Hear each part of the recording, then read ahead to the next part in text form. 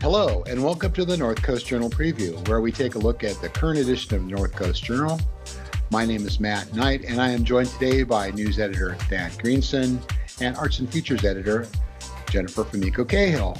Welcome, guys. Hey. How you doing, Matt? How's everybody doing today? Doing well. All right. We have a weirdly upbeat group of stories for you.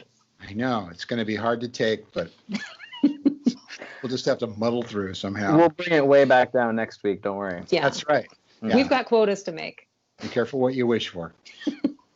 So I think we'll start off with you, Jennifer, today, because you ostensibly have the cover story. Why don't you tell us a little bit about what's on the cover in the North Coast Journal this week? Well, actually, the covers of the North Coast Journal, it is the Summer of Fun issue, which is our annual issue, sort of annual, except for last year. And it is the labor of love of Kali Kaziris, who is our calendar editor. And what she does is she sends out the call somewhere, a couple months back to everybody and anybody who's ever had a camp or a summer activity for kids. And then she pesters them, hunts them down, does what she has to do in order to get information on all the camps that are offered through the summer so that our wonderful audience can pick up the paper and find something, my God, anything to do with the kids this summer. This seems more crucial now that lots of us have had them home for an entire year without a break. So and for kids who are already back in school, already in contact with other kids, I think it makes sense to, want to find something to keep the activity going, especially, if you're working and you need, some place to bring your kids to keep them happy, keep them healthy, keep them entertained all summer. And so there's a big list, not as big as previous years due to COVID, but there's a big old list of camps all over the county offered by the city, offered by private organizations. Some stuff even that's not necessarily a camp, but an ongoing activity like the Dispersed Sand Sculpture Festival, which is happening. All kinds of things that your kids can do. So peruse it, find something for them, and enjoy, go forth, wear sunblock. Do you have a feel for how many of these are in-person type camps or kind of the a majority? Yeah. Okay. Yeah, the majority are. There are a couple things that are virtual, but most of it is in-person, distance, lots and lots of outdoor stuff. Mm-hmm. And, they've got their own procedures in place in terms of masking and things like that. So you can find out quite a bit and from reading it, but then there's information pointing you to websites and whatnot to get details. Fabulous. It puts me in mind of Camp Irikana from my youth. But that's another story entirely. Well, thank you for that, Jennifer. So, Thad, vaccine surplus is your story this week. Why don't you tell us a little bit about that story? Yeah, it's a bit of a rags to riches story, as the headline intones. Kind of caught wind of it last week during the weekly press conference with local COVID response officials. And Lindsay Mendez of the Vaccine Task Force just kind of mentioned in passing that the county was having some trouble with getting its shipment of COVID vaccine last week. And so this was on May 5th. And later that day, the county sent out a really upbeat press release about how they'd been able to procure 2 trays of the Pfizer vaccine, so about 2,400 vaccines from a facility in Fresno that the Fresno County Sheriff had actually airlifted up from their air unit, which I didn't know some sheriff's office have air units, but apparently Fresno does. And they were kind enough to fly this vaccine up here in a hurry. And so I just started thinking about, well, the county had kind of billed last week through the weekend as this kind of pretty pivotal week when they had more than 4,900 second doses scheduled. So that's, almost 5,000 people that were going to become fully vaccinated. That's about, 12% of the current number that we have fully vaccinated in Humboldt County. So it's a pretty big deal. And as I think most of our listeners know, the second vaccines, have to be given within a certain time frame from the first, or else they can't really, guarantee effectiveness. And so I just pictured this potential for this kind of cascade of cancellations and reschedulings that then would, impact the next group in line to get their second vaccines and everything. So started making calls last week and found out that the county indeed had not received the shipment, which was due. The state of California has shifted from distributing the vaccines itself and allocating vaccines itself to a third-party administrator. So they hired Blue Shield, the giant insurance company, to handle kind of all distributions and allocations throughout the state. And this has been phasing in for some time now, but it's fully in effect in Humboldt County now. And so the story as I got it is that Blue Shield just kind of made some change to the way counties make their allocation requests and orders.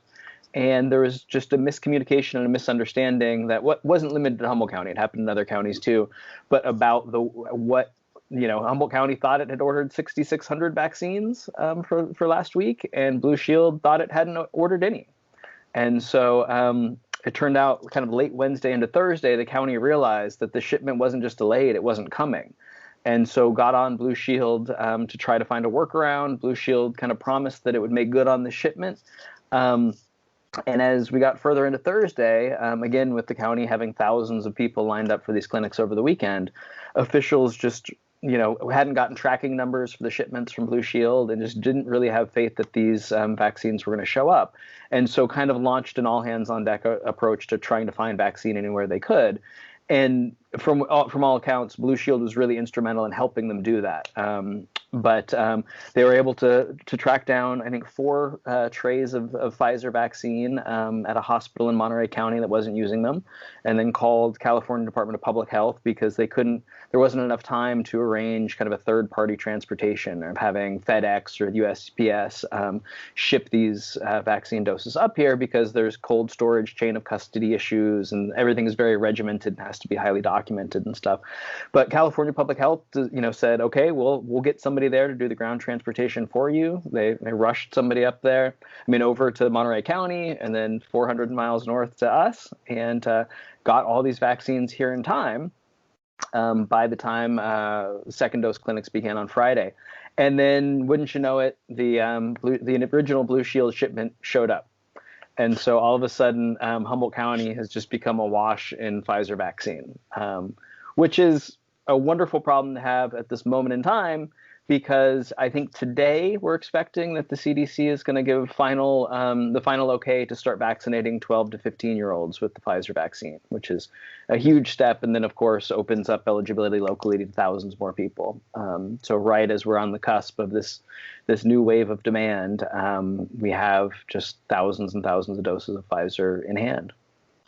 So would you call this the sort of handoff to Blue Shield? Do you think they've kind of fumbled it, or is it just the natural consequence of taking on something so big? Or it sounds like this is a statewide problem, not just us. Or it has been a statewide problem. What happened last week was a statewide issue. It was experienced in multiple counties for sure. And as Blue Shield has taken over more and more of the state and more and more of this role throughout the state, there have been issues everywhere. Of course, there were issues before Blue Shield took it over too. So I don't know that it's a mistake or it's an issue of one party fumbling it, of Blue Shield or somebody else not doing what they're supposed to do. I think everybody needs to, as frustrating as it is sometimes, just kind of take a deep breath and realize this is a monumental effort, the likes of which we really have not seen, as far as trying to vaccinate millions and millions of people under a really tight time frame. With especially as concerning Pfizer, with a vaccine that does have really onerous storage requirements. So unquestionably, balls got dropped, but I think if you're thinking about this effort in the grand scheme of things, it's only reasonable to think that balls will get dropped. The encouraging thing was I spoke to Megan Montgomery, who is kind of on the front lines for the COVID task force locally of procuring vaccines and making sure appointments get filled, and then asked the same question of our health officer Ian Hoffman during a press conference today. Just if they have confidence in this process moving forward, if there's reason for concern that something like this will happen again, and they both said that they're really confident that. Clearly, there was communication issues, and mistakes were made in this case. But they also pointed out that Blue Shield was then totally instrumental in helping Humboldt County find the vaccines we needed to make good on the appointments they'd scheduled. So I would say that's an encouraging sign. Well, that's great. I also noticed in your article that there's some talk about alleviating vaccination settings restrictions. Yeah.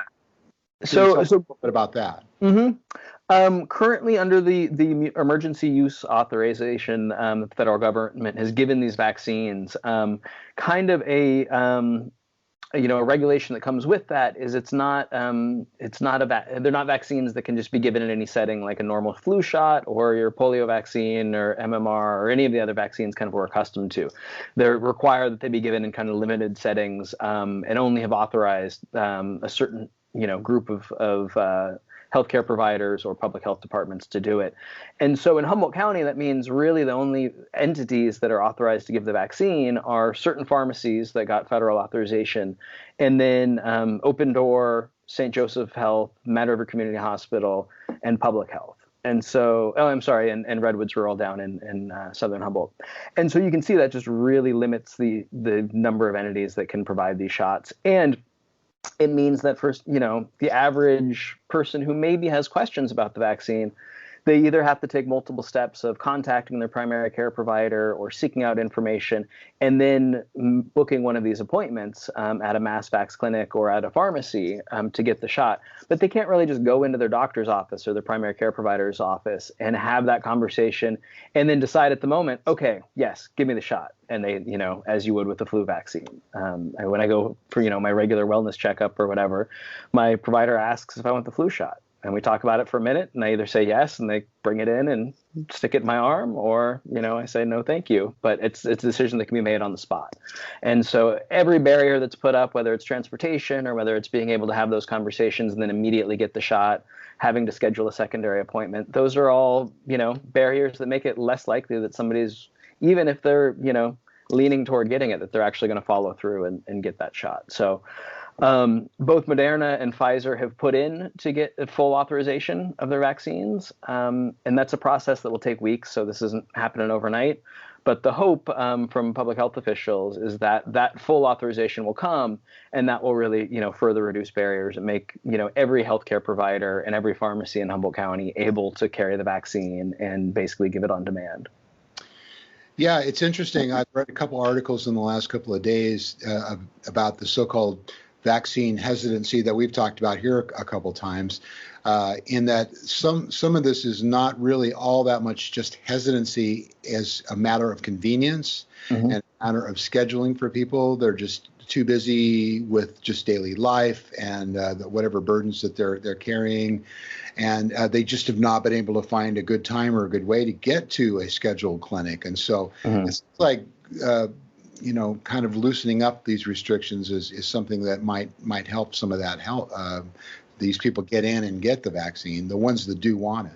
Yeah, absolutely. And I think, I think moving forward, it will really take a kind of a multi-pronged approach to getting all those folks. Because you're right. I mean, the polling has been really, I think, really positive in showing that, yes, there is kind of a really small minority of folks who aren't going to get the vaccine, don't want it, have made that decision. But for the vast majority, they either have questions or there's these barriers. They're homebound, they live in a rural area, they can't get time off work. And so I think public health is really, shifting from kind of the mass vax effort to looking to reducing as many of those barriers as possible. So we're seeing mobile vaccine clinics. There's one out in Samoa this week. There's one down in Rio Dell last week. Officials say those are being really well attended. And then, you're also hearing more from public health officials like Dr. Hoffman urging, everybody who can to take little steps, like employers to offer their employees paid time off work to go get that vaccine. And things like that are super helpful. Yeah. And like you said, I mean, this is a process. I think we as Americans tend to be very impatient people and just want to snap our fingers and have it all happen instantly. But it's something that really does take time and just a building of it to get everybody vaccinated, everybody that wants it, that is. So. There's also a comfort level, honestly, that develops over time. And I think we're seeing that in the polling, the public opinion polling about the vaccine, is that more and more people are saying that they've made the decision that they want to get the vaccine. And I think that has to do with, more time having elapsed from the first vaccines being given.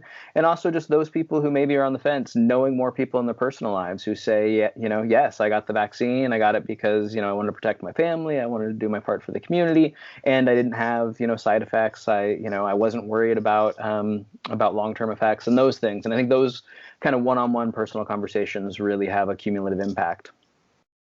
Great. Well, thank you for that. So Jennifer, let's turn back to you and let's talk about your article about goodness from the sea. Yes, indeed. Do you remember when we used to have festivals? Vaguely. Remember? Yeah. So, well, the Arcata Bay Oyster Festival, which I know everybody still calls it Oyster Fest, but you know what? They've renamed it for the Arcata Bay that no one can point me to. And just like the airport, we're going to go with the real official name. The Arcata Bay Oyster Festival is on this year. Last year, you may recall, it was completely virtual. If you wanted to eat Oyster Fest oysters, you ordered them ahead, picked them up in, I think, were they in buckets? Anyway, you picked them up like the day before, and they came with, beer and wine or whatever, they sort of to-go packages.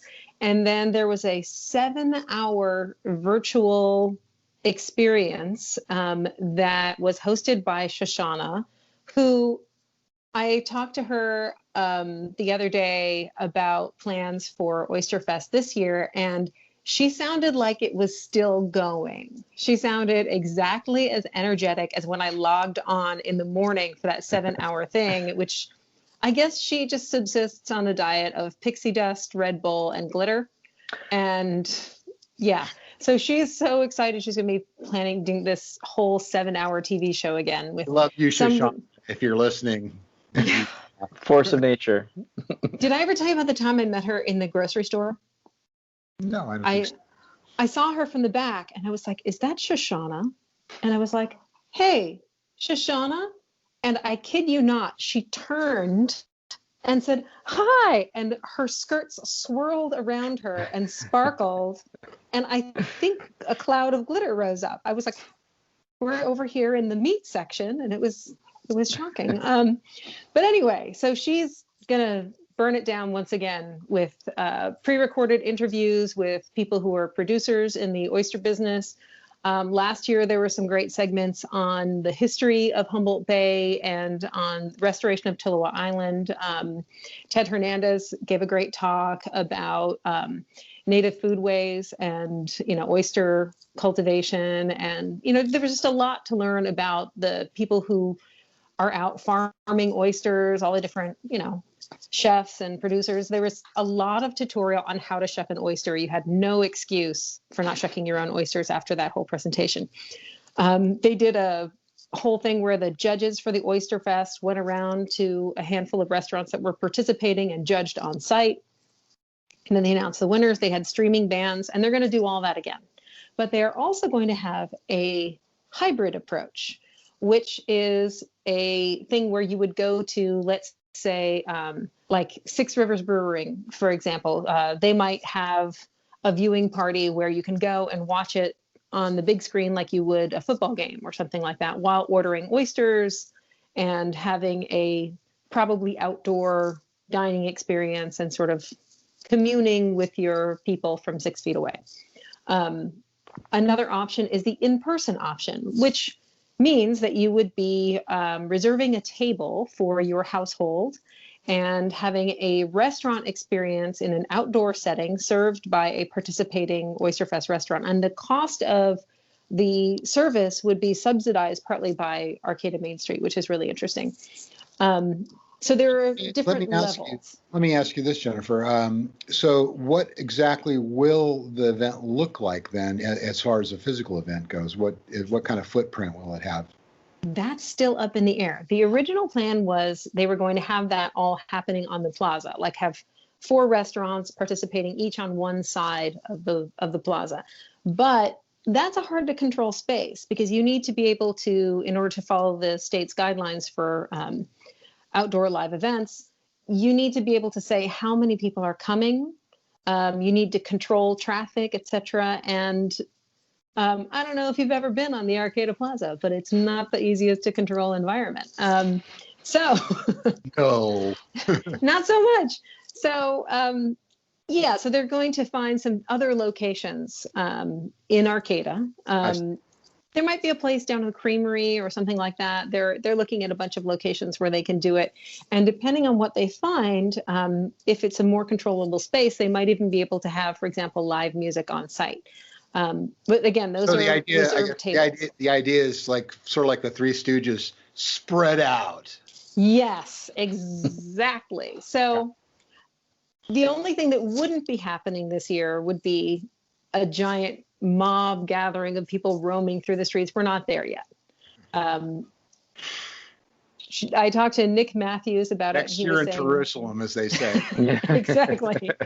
So next year on the plaza, that's, the hope. So Arcata Main Street president Nick Matthews was talking to me about it, and he was saying this is basically baby steps. And the 3-pronged approach that they're taking allows them to slowly move back to an in-person event. Although he thinks that we might just be seeing the virtual part forever. Since it does allow people, somebody from Minnesota can tune in and learn about, humble oysters, which does have benefits for our area because we do ship them other places. I once saw them on a menu in Japan. So yeah, it was very good. I ordered them. But, the other thing that it allows Arcata Main Street is a certain amount of flexibility. So God forbid things go sideways and we end up in the purple tier again and we can't have in-person gathering or restaurants close or something awful like that. It's not going to happen. Let me knock some wood there. But if that did happen, they still have a backup event. And if something happens where suddenly they, our COVID numbers go down to 0, then they can expand. Yeah, they can expand the hybrid experience and they can expand the in-person experience. So it allows a certain amount of flexibility. It also allows flexibility in terms of, of course, the people attending can choose. And it seems like everybody's making slightly different decisions about what they feel is safe, what they feel is comfortable as we, return to public life.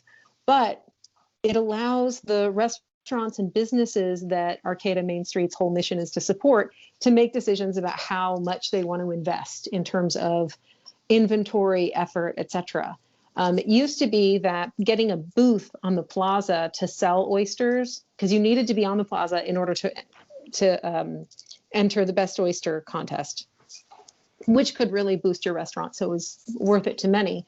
But just to be on the plaza with a booth, you got to pay $600 for a spot. Wow. And then you've got to have a tent. You've got to have whatever outside cooking equipment you need. You need a hand washing station. You need all the stuff that's going to get you approval, not only from the Department of Health, but from the fire marshal, because they're going to come around and make sure that your barbecuing setup doesn't set everybody on fire. So you had to do all this stuff, and then you had to staff your booth, let's say maybe like between 2 and 4 people if you're a small operation, for all day. And you have to pay those people, remember, because people work for money. So it's a huge investment to be on the plaza. And so, not everybody was ready to do it. But in this case, you can be serving as a restaurant for the live dining experience. You could be hosting a viewing party, right? And serving oyster specials and whatnot, and hopefully getting more business that way. With your regular restaurant staffing, or you could say just make sauce and have that in the featured takeout buckets. You have a lot of options, and the buckets are also going to focus on like swag and things like that. So there might be things that are non-food items. What they're really trying to do is pump up local business and get people in the mood and excited for Humboldt products. So, in that sense, I think that this can work. And, I had a second conversation with Shoshana in which she said to me, like, it's not perfect. Like, we're learning to do this. And truly last year, Arcata Main Street's festival was one of the few that wasn't canceled. And I mean that nationally. It was them and a couple of beer festivals that by that time in the year had decided to brave it and try virtual. And she was saying that, the farmers markets and the art markets have been kind of the only public gathering festival vibes that we've really gotten to enjoy this year. And so even though, yes, it's not going to be a big crowd, you are not going to be able to like gorge yourself sick, sunburn, and get drunk in the sun like you normally do. Sorry. Yeah. Maybe. Sorry. Yeah. So that Oyster Fest burn. Remind us of the date again for this. Well, this is going to be on, I believe it's the 26th. And, she was saying that, it's not going to be the same. It's not going to be like it's been every year, but, on June 26th, there's going to be stuff happening. And little by little at the farmers markets ahead of that all month, there are going to be, little announcements. There's going to be like an oyster calling thing. And she was basically saying, grab what you can, take what you can, and just kind of like carpe gatherings, because this is all it's going to be for a while. We don't know what's ahead. And so, even though it's a little weird, it's not, how it used to be. You got to enjoy what we have. Words to live by. Yes. Thank you for that, Jennifer. Well, that's just going to about do it for us this week. The current edition of the North Coast Journal is on newsstands and online right now. Get out there, get a copy for yourself and your family, and then keep entertained and informed. And we'll see you again next week, guys. Sounds good. Thanks, Matt. See you next week.